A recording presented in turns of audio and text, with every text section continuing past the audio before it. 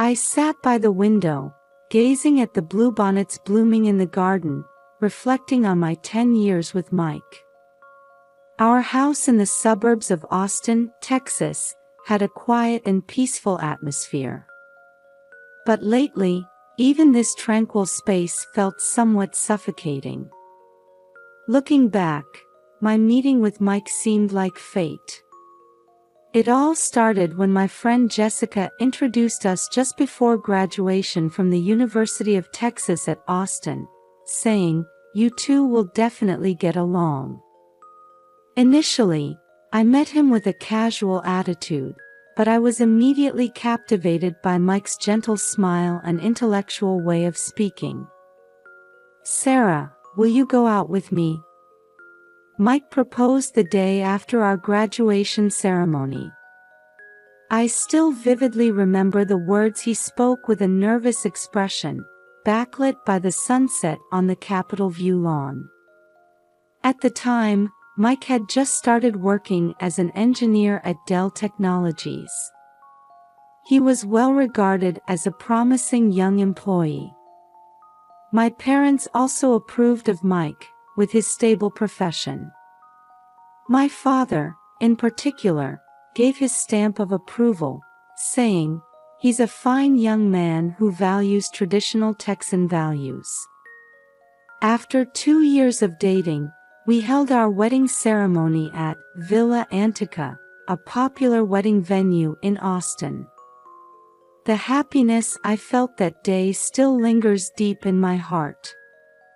Mike in his tuxedo, me in my pure white dress, and the many family members and friends who attended. Everything was perfect, like a dream. The early days of our marriage were truly happy. On holidays, we would drive out to Lake Travis, famous for its zip lines, or enjoy music at the live houses on 6th Street. Mike took an interest in my hobbies too, attending cooking classes together and even starting gardening. But after our daughter Emma was born, subtle changes began to appear. At first, it was minor things. Mike's return home got a little later, and he had more weekend work. At the time, I tried to understand, thinking of him as a hard-working husband. "Sorry, Sarah. I'll be late again today." Every time I saw such a message from Mike, a sense of loneliness welled up inside me. But all I could manage was to reply with a smile, "Do your best." I became a full-time housewife, struggling with childcare. Taking care of Emma while managing household chores. Amidst all this, I started participating in a local moms group. The time spent sharing concerns with friends in similar situations became a precious outlet for me. "Sarah, your husband seems so kind." Every time Linda, a friend from the group, said this, I felt conflicted. Yes, Mike was kind. But lately, it felt like that kindness was gradually fading. Outside the window, Emma was playing in the garden. Seeing her innocent smile warmed my heart. But at the same time, anxiety about whether this was okay also welled up. My relationship with Mike, our future life. I stood up with a deep sigh. "Emma, it's snack time." In my voice calling my daughter, I noticed a slightly harsh tone that I hadn't realized was there. From Emma's 7th birthday, our lives began to change dramatically. There had been gradual changes before, but from this point on, things really started to visibly differ. Mike coming home late had become an everyday occurrence. But now, the word business trip was frequently heard. At first, I thought his work had just gotten busier. Dell Technologies is a big company, and maybe Mike's abilities were recognized, and he was given more responsible work. That's what I kept telling myself. Sarah, I've got another business trip. I won't be back until Friday. Every time Mike told me this, a small anxiety grew in my chest. I tried to ask, looking into his eyes. Are you okay? Did something happen? But Mike's answer was always the same. A big project has started. Don't worry. Emma also began to react sensitively to these changes in her father. One night, I was awakened by her scream. Mama! I'm scared. I rushed into Emma's room. She was trembling under her blanket. What's wrong, Emma? I had a dream. Papa was with a scary person. At Emma's words, my heart started racing. I hugged her tightly, suppressing my anxious feelings. It's okay, Mama's here. As such days continued, one night, I was startled by the sound of the front door being roughly opened. I was shocked to see Mike returning home reeking of alcohol. Mike, what's wrong? At this hour? Interrupting my words, Mike shouted. Shut up. It's my business. Then he suddenly started punching the wall. Seeing Emma, who had jumped up startled by the noise, I made a decision. I couldn't let my daughter be scared anymore. A few days later, unexplained rashes appeared on Emma's body. We had her examined at the local family clinic, but they couldn't determine a clear cause. To be safe, it might be better to have her checked more thoroughly at Dell Children's Hospital. Told this by the doctor, we headed to the renowned hospital in Austin. In the hospital waiting room. While hugging Emma, I called Mike. But again, it went to voicemail. I let out a sigh. Mama, isn't Papa coming? I didn't know how to answer Emma's question. Just then, Nurse Jane approached us. Mrs. Johnson, I'd like to speak with you. Please come this way to this private room. At those words, my heart started racing. Is Emma's condition serious? Dr. Brown, the attending physician, would like to speak with you.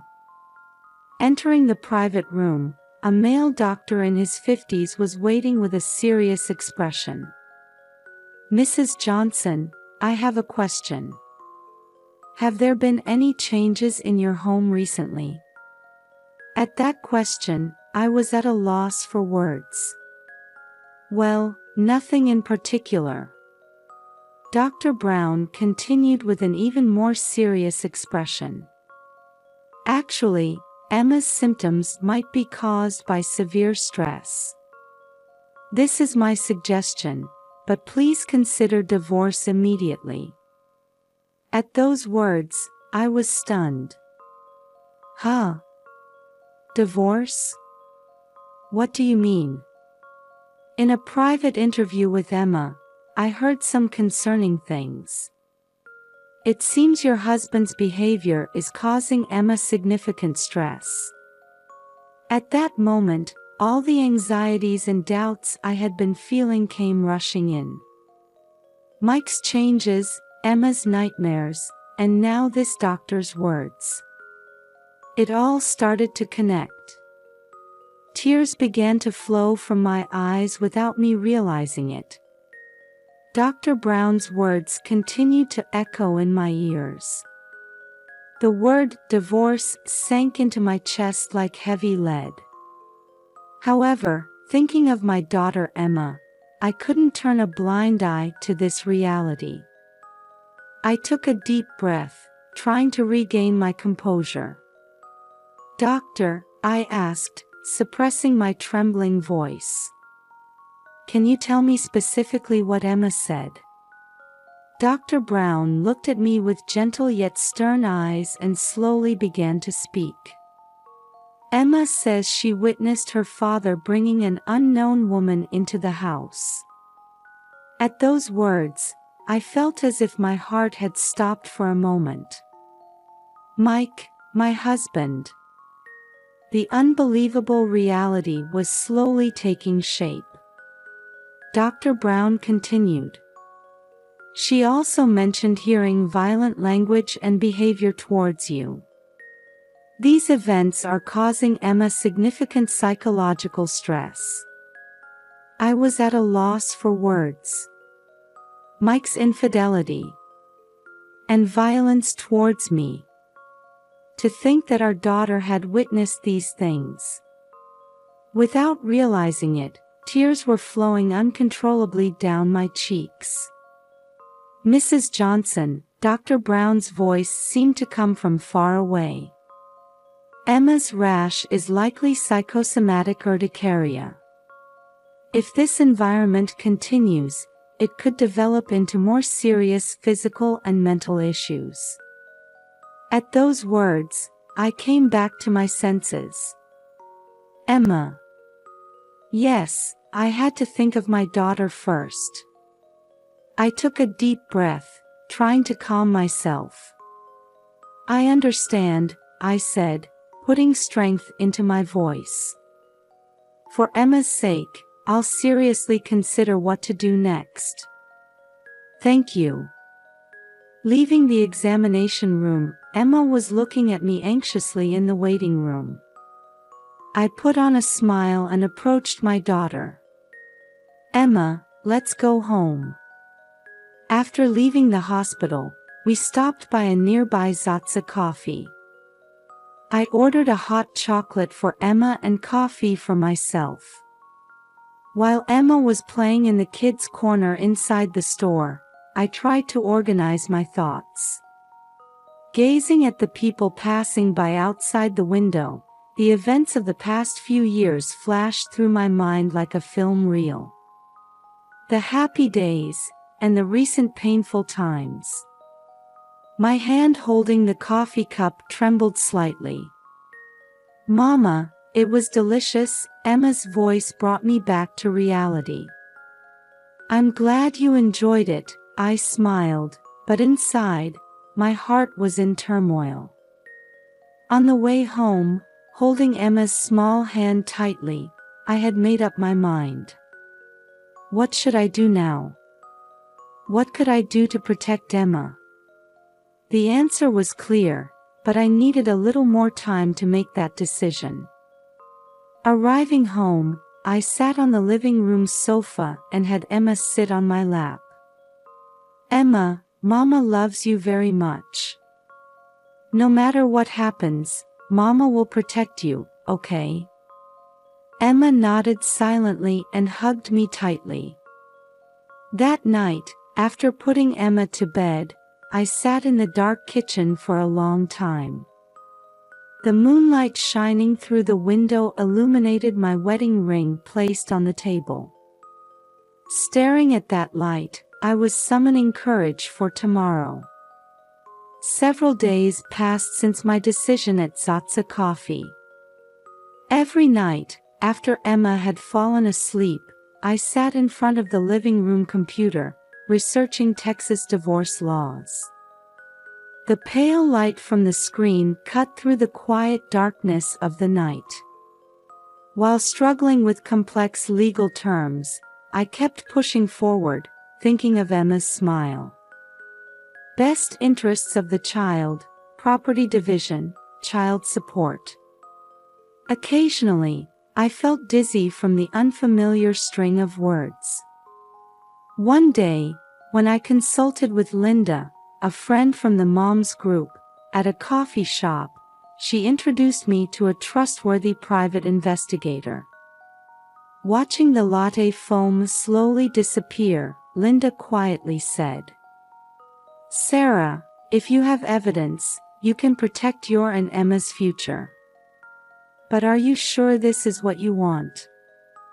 I exhaled deeply and firmed my resolve.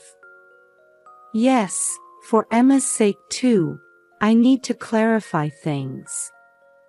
Encouraged by Linda's words, I decided to hire the investigator. For the next 2 weeks, my heart was constantly swinging between anxiety and expectation. Even when sending Emma off to school in the morning or putting her to bed at night, a part of my mind was always concerned about Mike. Although Emma's rash had improved slightly, her night crying continued. In the middle of the night, hearing Emma's sobbing from her room, my heart felt like it was being torn apart. Hugging Emma during these times, I questioned my decision over and over again. "Mama, when is Papa coming home?" At Emma's innocent question, I was at a loss for words. I didn't want to lie. But I couldn't tell the truth either. "Papa is busy. But he's always thinking of you, Emma." My own words sounded somewhat hollow to me. Finally, I received a call from the investigator. I was shopping at the time and stopped in the vegetable aisle of the supermarket. "Mrs. Johnson, we've captured decisive evidence." At those words, my heart started racing. I almost dropped the tomato I was holding. The next day, my hand trembled as I opened the envelope from the investigator. Sitting on the living room sofa, I took several deep breaths. What came out of the envelope was a photo of Mike entering the luxury hotel, Driscoll, with a young woman. I gasped. The woman in Mike's arms looked more than 10 years younger than me. Her vibrant smile and Mike's intimate gestures. These images burned into my eyes and wouldn't leave. Hot tears flowed from my eyes as I stared at the photos. My chest felt like it was about to burst with sadness and anger.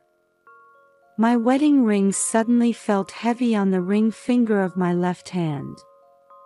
But I had to stay calm for Emma's sake. I took deep breaths repeatedly, suppressing my emotions. Outside the window, everyday life continued as usual. The neighbor's dog was barking in their yard, and children were riding bicycles on the street. This ordinary scene looked a bit distorted to me now. That night, I left Emma with my friend Jessica. At the doorstep, Emma looked up at me anxiously. "Mama, where are you going?" I knelt down, lowering my body to Emma's eye level. "It's okay. Mama just has some important business. I'll come pick you up soon, okay?" I kissed Emma's cheek and thanked Jessica. As I got into the car and looked in the rearview mirror, I could see Emma waving her little hand. Returning home, silence enveloped me. Only the clock hands seemed to tick extraordinarily loudly, marking time. While waiting for Mike to return, I looked at the evidence photos over and over again. On the coffee table was our wedding photo. Mike and I smiling happily. If only we could go back to those days. I shook my head as if to shake off such thoughts. Just after 11 p.m., I finally heard the sound of the front door opening. The sound of keys, the sound of shoes being taken off. And then, "I'm home." My body stiffened for a moment at Mike's voice. But I couldn't back down now. I stood up and turned on the living room light. "Mike, We need to talk. I approached Mike, who had entered the living room, trying to appear calm. Mike seemed a bit drunk. His breath carried a faint smell of whiskey. "What's wrong? You look unusually serious," Mike said in a light tone, but seeing my expression, he became a bit tense. His eyes quickly scanned the room. It looked like he was searching for something, or trying to escape from something. I silently handed him the evidence photos. Mike was clearly shaken when he saw them. I could see the blood draining from his face. "This is just a work-related meeting. You're misunderstanding." Mike's eyes avoided mine as he made excuses. His voice was a bit higher than usual. "That's enough. Stop lying. Emma is hurting because of your actions." My voice was surprisingly calm, even to myself. Although internally my emotions were swirling like a storm, on the surface I was as cold as ice. Mike tried to continue making excuses, but I cut him off. "I've decided to divorce. I think this is best for Emma too." At those words, Mike's expression changed completely. Surprise, anger, and a bit of fear appeared on his face. "What? You can't just..." I faced the angry Mike with a resolute attitude. My heart was beating violently, but my expression remained calm. "If you want to fight this, I'll submit all this evidence to the court. I'll also demand custody of Emma." Mike was speechless for a moment. He seemed to have lost the will to resist in the face of my determination. His shoulders slumped a little.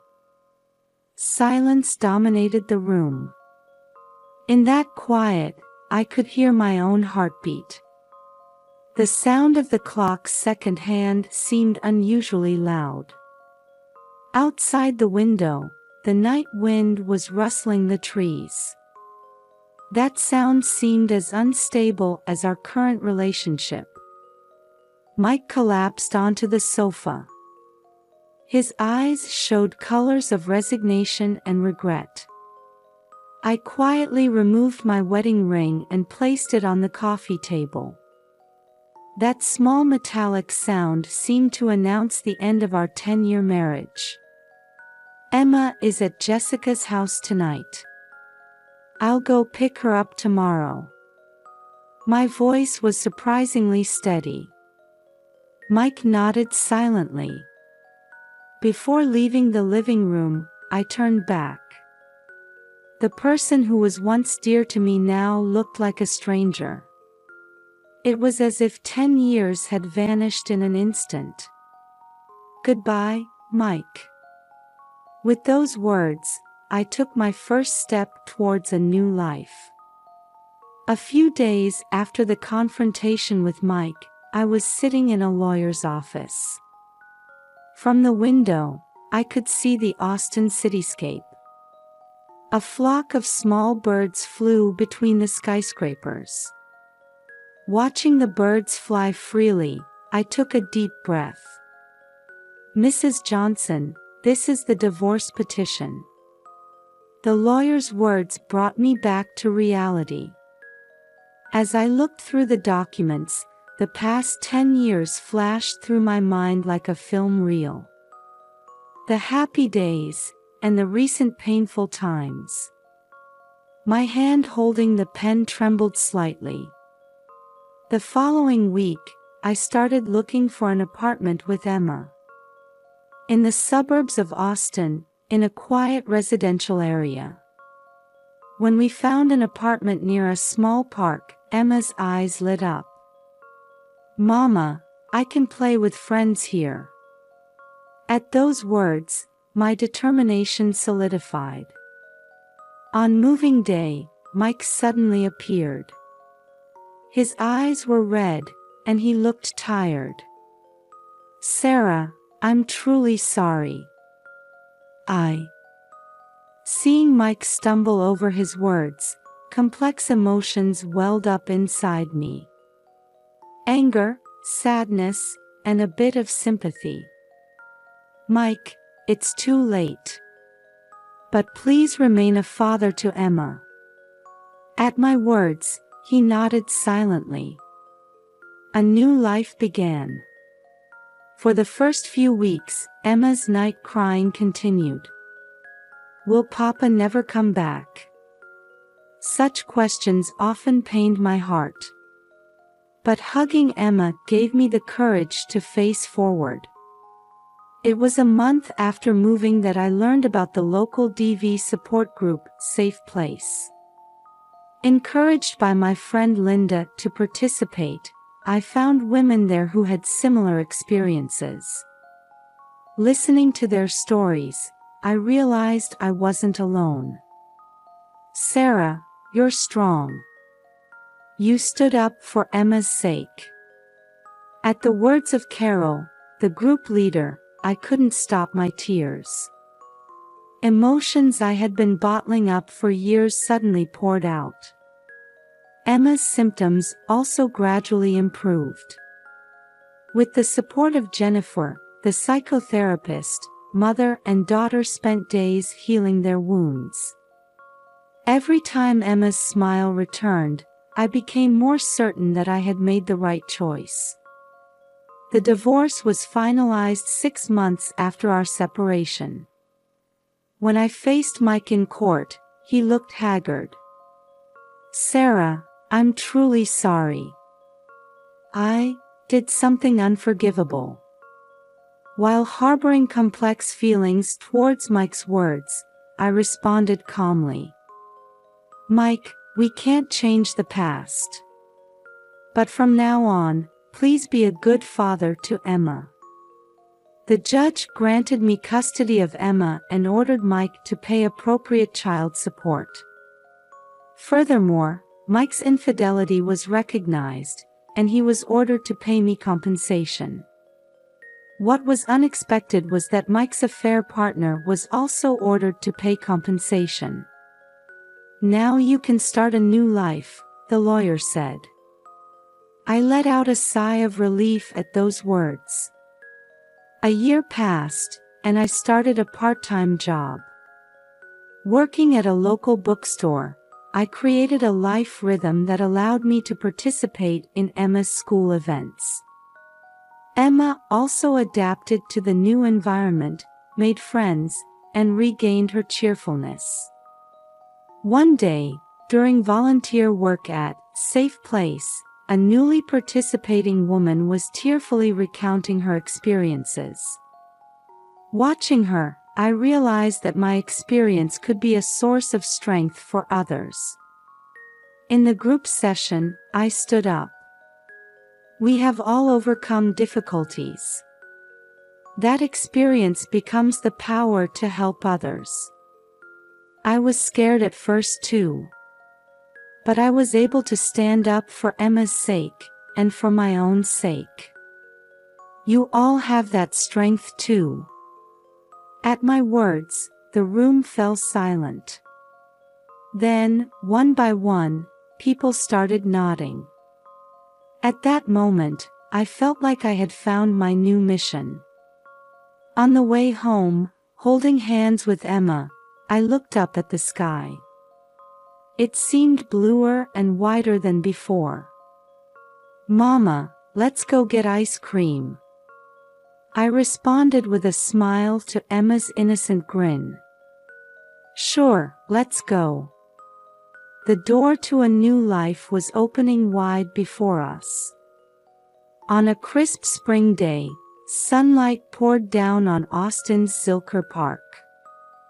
Sarah, 37, and Emma, 10, were enjoying a picnic on the green lawn. "Mama, I'm happy," Emma suddenly murmured. Sarah gently hugged her daughter and smiled, saying, "I'm happy too, Emma.